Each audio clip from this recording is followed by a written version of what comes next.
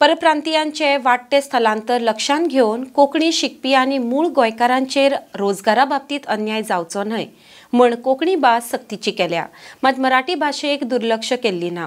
कोंकणी आणि मराठी भाषांक समान महत्व आसा अशें मुखेलमंत्री डॉ. प्रमोद सावंत उलयला। RDX bureau report.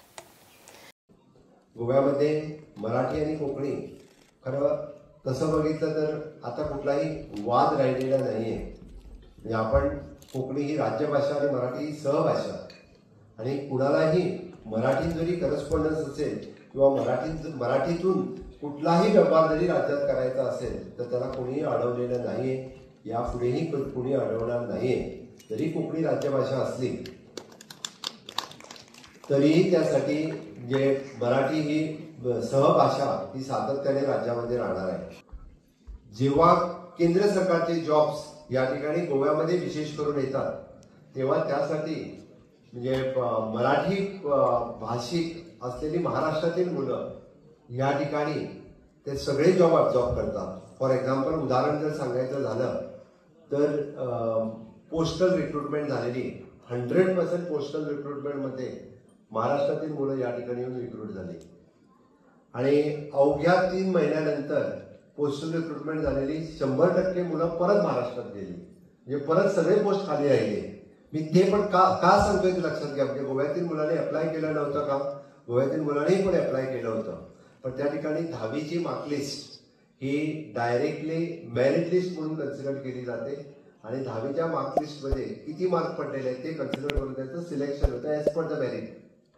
आणि महाराष्ट्रातील मुलांचं पूर्णतः मराठी 10वीत असते आणि त्यामुळे त्यांचं ॲज पर द मेरिट आपल्या मुलाला म्हणजे कुठल्याही आपल्या 10वीला मेरिट असलेली मुलं पोस्टल नोकरीमध्ये कधी जाणार नाही। आपल्या पोस्टल नोकरीमध्ये कोण जाणार?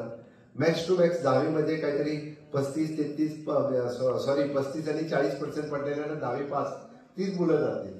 तर त्या ठिकाणी 50 आणि 60% पडलेली मुलंही जेव्हा येतात तेव्हा तो प्रकार हा पोस्टल रिक्रुटमेंटचा झाला की मराठीमधून जी मुलं शिकत आहेत त्यासाठी कुठल्याही कॉम्पिटिटिव्ह एक्झाम्स किंवा कुठल्याही म्हणजे आपण ज्याला म्हणतोय स्पर्धात्मक परीक्षा असेल किंवा राज्यातल्या कुठल्याही आपल्या स्पर्धात्मक परीक्षामध्ये पुढे जायचं असेल तर त्याच्यावरती कधीही अन्याय होणार नाही किंवा अन्याय होत नाही हे मी नक्कीच सांगेन। गोव्यातील रिजनल लँग्वेज ही कोकणी असल्या कारणाने या रिजनल लँग्वेजला थोडंसं महत्त्व जर दिलं तर एखादा कुठल्याही मी पर्टिक्युलर स्टेटचं नाव घेत नाही, त्याला कोकणी समजायला कोकणी बोलायला ओके एक्सेप्ट महाराष्ट्र तर त्याला नाही म्हटलं तरी 10 वर्ष लागतात किंवा 15 वर्ष लागतात।